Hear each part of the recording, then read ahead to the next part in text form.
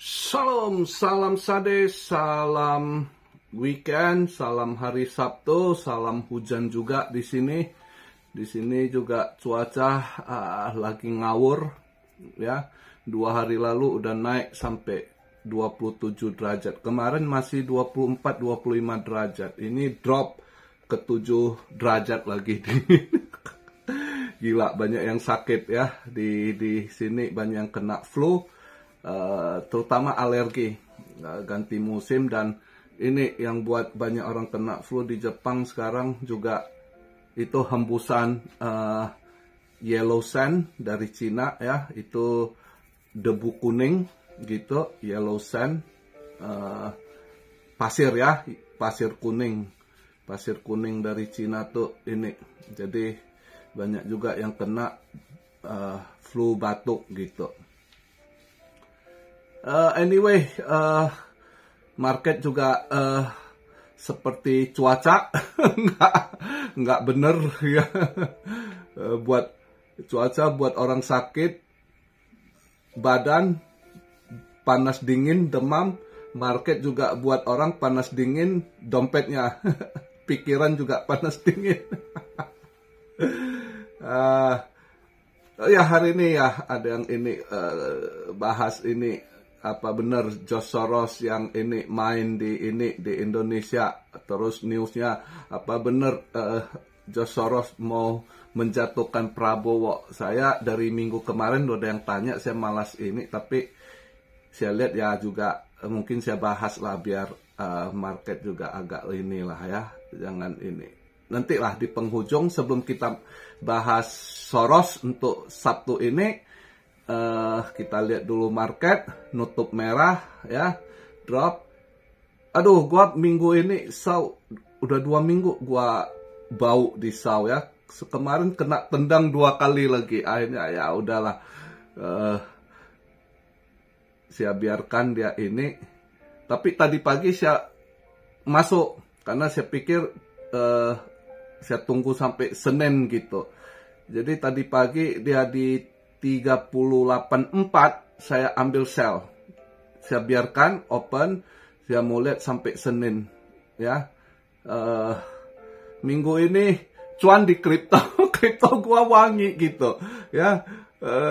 Dapat hasil tapi diembat dimakan di Disau. Aduh, Disau udah 2 minggu ini bau, dari minggu kemarin kena tendang ya kan, ini juga minggu ini kena tendang, kemarin 2 kali lagi. Pagi ini saya sengajain saya open posisi, biarkan saya ambil sell ya, lihat dia nanti mau kemana besok Senin pagi. Tapi ya agak ini sih penasaran karena ada cuan di kripto, jadi ya udahlah, supply kena makan sini, ada ditarik sini ya kan, jadi ya masih oke lah, nggak terlalu ini ya. Tapi ya kesel sih kena tendang 2 minggu ini. Disau lagi bau bener ini, momennya masuknya nggak pas gitu ya. By the way, ini market cap drop 4%-an, yaitu di 2 triliun,72 billion. Tapi ini dia drop, volume agak naik ya, ada naik 23,7%. Mungkin pada ambil barang, kirain ini ya, tapi kalau saya belum sih, ini penghujung di Sabtu agak ini. Terus BTC-nya kayaknya ada dead cross juga itu ya. Jadi lihatlah, ini udah Sabtu, Minggu ya kan, Minggu. Nanti Senin pagi tutup weekly candle gimana, saya mau lihat dulu ya. Jadi biarkan dulu ya. Ada yang tanya kok bisa ambil masuk ini tuh ya, saya sih tunggu agak ini dulu, lihat masih nunggu weekly-nya nutup dan mendekati monthly ya. Senin pagi tutup weekly, Selasa paginya nutup monthly ya. Jadi ya kita lihatlah nanti, nggak buru-buru juga. Dominance lagi menguat ya, BTC dominance udah di atas 61 lagi. Ini saya buat video BTC dominance di 61,1%. ya kan?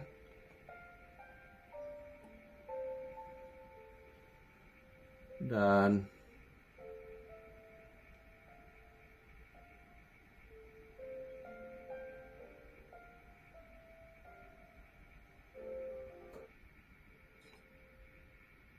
ini saya buat video posisi BTC di 84.124, ETH di 1901, XRP 216, Solana 128. Ya, pada rada ke diskon lah.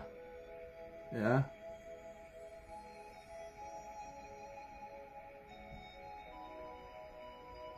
Kalau hari ini saya sih nggak trade sih. Tapi masih bisa kalian pantau itu ya. Ini Kronos ya.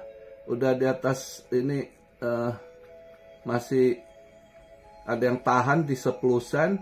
Tapi kalau besok minggu agak ini, boleh kalian coba kalau pengen short ini. Sementara masih ada yang tahan hari ini, kalian tunggu aja candlenya. Mungkin masih nanti akan di bawah 10 sen lagi itu ya.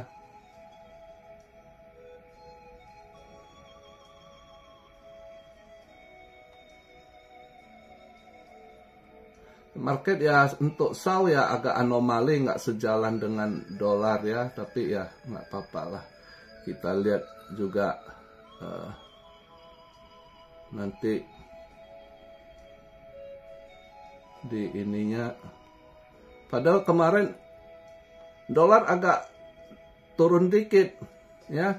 Malam sempat ini lumayan, dia data core PCI-nya mengalami kenaikan ya, seperti saya udah bilang dia punya price juga naik, mungkin 2,8 bener, dia 2,7, dia ternyata bener 2,8, core PC-nya 0,4 mengalami kenaikan ya. Source-nya dolar kan kelihatan nutup harusnya menguat kan, tapi justru akhirnya nutup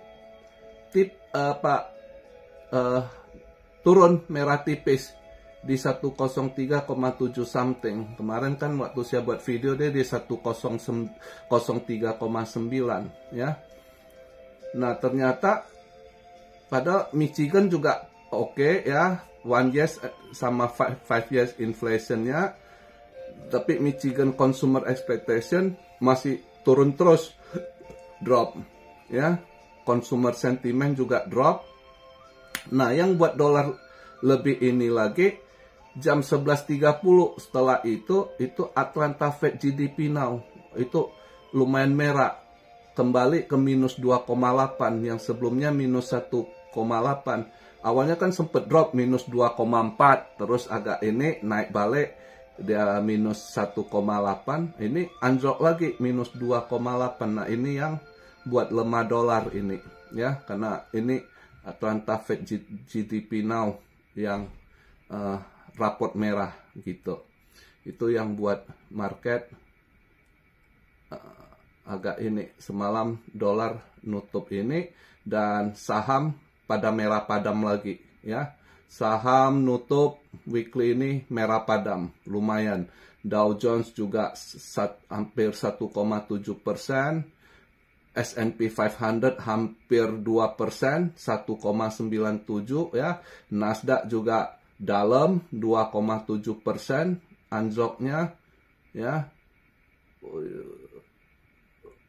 anjlok pada hijau tebal stock market ya. Itu salah satu efek dari ini juga, tarif sih. Trump menyatakan tarif ya, terus juga tanggal 2 ini kan keputusan kayaknya dengan Kanada agak memanas juga gitu ya. Jadi ini yang kelihatan di saham pada buang barang. Nah, sedangkan BTC juga mungkin aja masih bisa anjlok ini. Dia ada dead cross juga ya. Kita lihatlah nanti dia nutup weekly kemana. Nah, tadi ada yang tanya kok bisa ambil swingnya. Kalau saya belum sih, kalau saya pribadi ya. Tapi kalau misalnya ada yang mau tanya, kok kalau ETH ke 1800 bisa ambil? Ya ambil aja kalau Anda mau cicil invest gitu ya untuk long term 1800 ya bisa gitu. Tapi kalau dia drop lagi ya jangan takut. Ya hold aja, tapi di harga 1800 Anda masuk, Anda mau cicil-cicil ngumpulin terus ya boleh gitu. Untuk Ethereum ya. XRP juga gitu. Nah hari ini saya nggak scalping seperti biasa. Sabtu saya agak santai. Cuma saya pagi ini saya penasaran masa ketendang. Saya tunggu Senin ini. Apa saya udah naik Senin agak ini nanti kan. Jadi maka tadi saya pagi sebelum nutup market saya lihat di 38.4 udah gua masuk open posisi ambil short. Lihat nanti Senin buka market Asia gimana. Itu sih harusnya ada yang TP sih ya. Udah di harga segitu harusnya buka market Asia ada yang pasti harus ada yang TP itu. Nah, sekarang di hari Sabtu setelah market baru saya coba bahas soal George Soros ya. Nah, di Indo marah, George Soros akan ini buat kejadian krisis moneter 98 akan begini begitu dolar melemah. Jadi di video Sabtu ini saya mau jelaskan ya, buat saya kalian nggak usah terpengaruh dengan isu George Soros ini itu buat saya sebenarnya cuma ada yang mencatut nama George Soros ya, ada yang sengaja. Salah satu juga kayaknya ada lawan politik mungkin yang hembuskan ini. Selain memang ada juga pihak asing yang ini. Tapi overall saya yakin Prabowo tahu siapa yang main, yang buat anjlok IHSG ya kan. Mereka tahu lah. Nggak usah di ini, pasti nanti mereka tahu. Jadi saya rasa Prabowo sendiri lihat berita sekarang yang hangat, George Soros mainkan, George Soros akan kejadian lagi 98 buat Indonesia, George Soros akan menjatuhkan Prabowo. Itu saya lihat ini saya ketawa aja sih, ada yang nanya-nanya gitu, saya ketawa gitu kan. Karena begini, sejujurnya saya yakin mereka yang bahas George Soros, mereka nggak tahu posisi George Soros saat ini gitu. Ya, mereka nggak tahu. Yang saya lihat ada pembahasan di Indo, konten-konten yang diungkit, yang dipajang si George Soros yang lama. Dulu begini, begitu, dulu begini, begitu, histori. Nah, sekarang dia udah masuk melalui media-media ini tuh. Ya mungkin ada kaki-kaki, dia pasti ada gitu. Tapi yang saya mau kasih tahu, dia nggak urus si Prabowo gitu. George Soros lagi nggak konsen mau jatuhkan Prabowo gitu. Dia ada hal lebih besar gitu. Ya. Jadi satu hal saya kasih tahu di video ini ya. George Soros sekarang ini, jangankan yang hembuskan ini, George Soros main. Saya yakin dia nggak tahu George Soros sekarang kondisinya gimana. Yang saya dapat informasi, George Soros saat ini ada teman dekatnya aja bilang sulit ketemu dia. Mereka agak ragu kondisi dia. Ada yang pikir kesehatannya kurang bagus. Ya, jadi di mana dia sekarang? Ada sebagian teman dekatnya aja nggak tahu posisinya di mana gitu. Ya, jadi dia punya ini agak rahasia gitu. Nah, justru belakangan ini soal perusahaan dia apa yang itu anaknya yang take care selama ini gitu ya. Jadi banyak yang George Soros ini, padahal belakang ini justru anaknya yang lebih ini lebih banyak take care apa yang dia lakukan gitu, dan anaknya nggak diekspos. Cuma ada saya dengar kabar-kabarnya yang saya dengar, anaknya ini sebenarnya lebih sadis cara ngabisin lawan menurut yang saya dengar info. lebih sadis dari bapaknya kalau dia mau ngabisin lawan. Itu yang saya dengar gitu. Ya, dia bisa aja gitu. Jadi makanya saya bilang, saya ketawa yang bahas George Soros udah masuk ke Indonesia begini gitu. Saya ketawa, di mana George Soros sekarang aja temen dekatnya aja nggak tahu gitu. Ya, ada temen dekatnya aja yang pernah bantu dia waktu buat Asia Financial Crisis, ya, salah satu temennya ini, temen dekat juga, itu bilang agak sulit hubungin dia. Jadi mereka agak ragu kesehatannya juga. Cuma dia nggak mau orang tahu kondisi dia gitu. Itu yang mereka guess gitu. Ya, jadi saya rasa ini cuma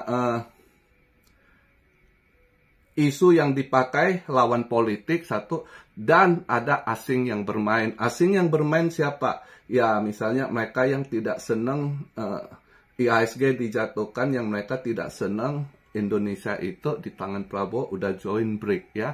Apalagi ini baru nih saya lihat berita udah dengan NDP ya, New Development Bank itu yang dari BRIC juga gitu.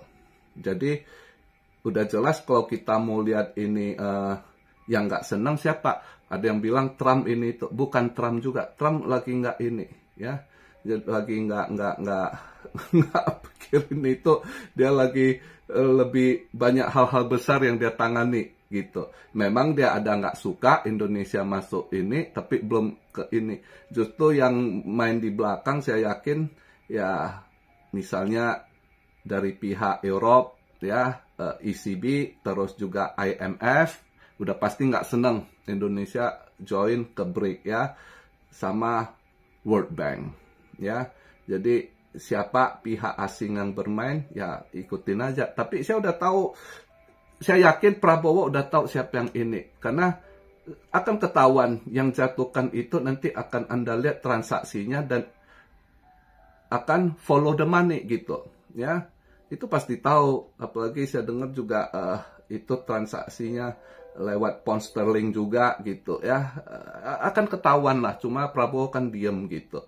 Dan nggak usah, buat kalian nggak usah terlalu ini fear, oh kita akan begini, oh rupiah akan ke 20.000. Saya nggak yakin rupiah akan ke 20.000, jujur ya, karena kondisi Indonesia saat ini bukan saat 9798 ya. 9798 Indonesia bisa digoyang begitu karena saya dulu udah pernah bahas, seperti perabot Anda, bangku Anda itu kakinya itu udah bolong-bolong dimakan rayap, jebol, kelihatan bagus dari luar, udah rapuh di dalam. Makanya begitu dihajar badai George Soros langsung tumbang ya. Dan saat itu berat. Kalau kita yang pernah lewati 9798, apalagi saat itu yang bisnis kena imbasnya, berasa gitu ya, tahu sekali gitu. Saya waktu itu juga bisnis ya anjlok di masa itu, kena itu, yaitu sebagai pengalaman. Tapi kalau mau di-compare, krisis Indonesia ke depan ini nggak akan seperti 98 parahnya. Misal mata uangnya gitu. Kita kan waktu di 98 itu yang dari 97 ya, itu yang kurs dolarnya dari 2.700-an sampai ke berapa? Sempat ke 18.000 kalau nggak salah, 16, 17, 18, saya lupa waktu. Saya udah berangkat ke Amrik, terakhir berapa ininya, sebelum saya berangkat saya ingat masih dari 2.700-an sampai 16.000 something. Ya. Itu kan parah, kan? Nah, kalau sekarang kondisi begini yang dari zaman Jokowi ke Prabowo, yang di kisaran dari berapa, 14 ribuan gitu ya, terus 15, sekarang 16 sekian, mungkin sampai 17. Saya rasa pemerintah akan bisa buat satu patokan di 17, nggak akan ke 20.000 gitu. Jadi kelipatannya nggak separah itu. Cuma kemungkinan mental generasi sekarang dengan generasi kami saat menghadapi krisis itu beda juga. Kalau kami mungkin lebih tough, jujur, bukan kita banggakan generasi kita. Generasi kami mungkin lebih tough mental untuk hadapi krisis dengan generasi sekarang, ya. Dengan saya lihat kondisi anak-anak muda sekarang umur 20-an 30-an itu dengan udah teriaknya udah kayak gimana, terus yang bundir juga gitu. Jadi ngadepinnya beda sekali, ya. Padahal sebenarnya buat kami yang sudah melewati, ya, buat saya yang sudah pernah lewati itu terus ngadapi krisis selanjutnya setelah saya lewati waktu saya masa kecil, bapak saya bangkrut itu parah juga, ya.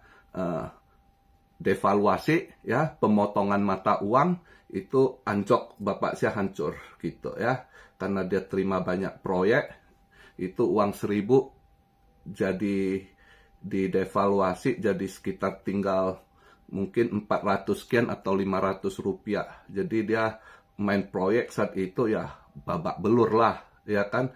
Dia terima proyeknya sekian, begitu kena devaluasi itu semua barang naiknya gila gitu, ya kan, ya habis lah. Nah, dengan yang sudah saya lewati, ya, di saat zaman Soeharto itu, ya, di 81 atau 82 kalau nggak salah itu devaluasi, ya. Nah, terus di 97-98 Asia Financial Crisis, terus saat saya di Amrik 2008 krisisnya, ya, saat itu di Amrik juga ya agak ini, di Indo nggak, mungkin 2008 Indo nggak terlalu gimana, karena Indo untungnya ekonomi domestiknya hidup gitu, UMKM-nya gitu, itu yang menopang. Maka 2008 justru Indo nggak terlalu gimana dibandingkan Amrik gitu. Amrik lebih berasa waktu 2008. Nah, setelah COVID ini seperti snowball, ya.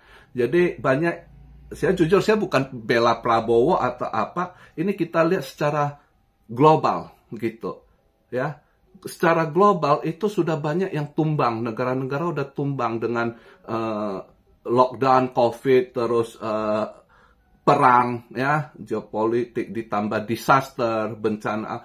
Itu ekonomi tiap negara itu ya seperti snowball. Kalau pemimpinnya nggak bagus, udah banyak yang anjlok, ya kan. Waktu COVID yang jelas-jelas yang negara bobrok langsung anjlok, misalnya Pak Sri Lanka, ya kan. Nah, terus Turki mata uangnya juga udah anjlok sekali. Ini kan demo-demo terus gitu, ya. Di tangan Erdogan sebenarnya nggak bagus, cuma Erdogannya agak diktator juga. Ini kayaknya dengan wali kotanya yang protes, dia yang resign, dia tangkap itu. Dia Erdogan agak diktator itu. Dan rakyat nggak bisa gimana. Itu mata uangnya anjlok sekali gitu. Itu yang kelihatan.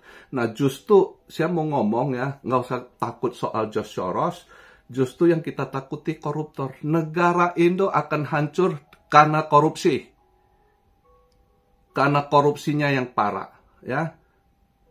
Waktu kejadian 97-98, kalau negara kita nggak korupsi juga George Soros goyang, nggak akan goyang kena gimana. Karena justru korupsinya itu parah sekali gitu, ya. Nah, sekarang korupsi di Indo ini mulai juga udah akan mendekati seperti itu, ya. Cuma masih belum masih istilahnya kalau waktu 97-98 itu kan dari ini, terus anak presidennya si Tommy semua tahulah gimana ininya, suka dia, ya kan, semua proyek abal-abal bisa ampraduit gitu atas nama Humpus, ya kan, udah tau lah, bukan rahasia umum semua gitu. Jadi udah ini sekali, dari bawah sekali sampai ke atas. Zaman itu mau buat KTP aja, apalagi kayak kami Cindo, ya udahlah nggak usah diomong lagi. Tapi kondisi sekarang berubah. Yang korupsi-korupsi gitu udah nggak ada gitu. Justru belakangan ini yang kelihatan yang gede-gede itu yang sangat ini ya. Itu yang agak ini diperhatikan, justru lebih menakutkan buat hancur negara itu korupsi ya. Itu yang harus kalian dukung, pemberantasan korupsi itu yang masih saya bilang yang akan merusak negara. Kalau George Soros nggak ini. Saya pernah bahas, kalian masih ingat yang saya bilang ada kubu-kubunya ya kan. Satu hal gini, saya lucu, ada yang bilang ini karena masuk BRIC maka mereka nggak pakai dolar lagi ya kan, sedangkan Trump ya kan mau kita ini dolarnya tidak ditinggalkan ya kan. Nah, George Soros akan lakukan hal-hal begitu ya. Beda, Trump sama George Soros itu bentur ya. Justru yang saya mau kasih tahu, Trump ini sementara dia naik itu juga boleh katakan, kalau buat saya ya, rencana Tuhan menunda apa yang mau dibuat New World Order ya. George Soros ini dengan gengnya World Economic Forum justru mau hancurkan dolar. Mereka nggak mau dolar mendominasi lagi. Justru mereka mau buat New World Order satu mata uang untuk kontrol. Ya, jadi dia ini bukan pro ke Amerika, enggak. Dan ada, oh ini kerjaan Yahudi, dia kan Yahudi. Beda. Dia walaupun Yahudi, dia enggak ini dia Yahudi Hungaria, dia enggak seperti yang Anda pikir, dia pikirin Yahudi yang dia pikirkan gimana dia pegang kuasa, dia yang kontrol. Nah, itu.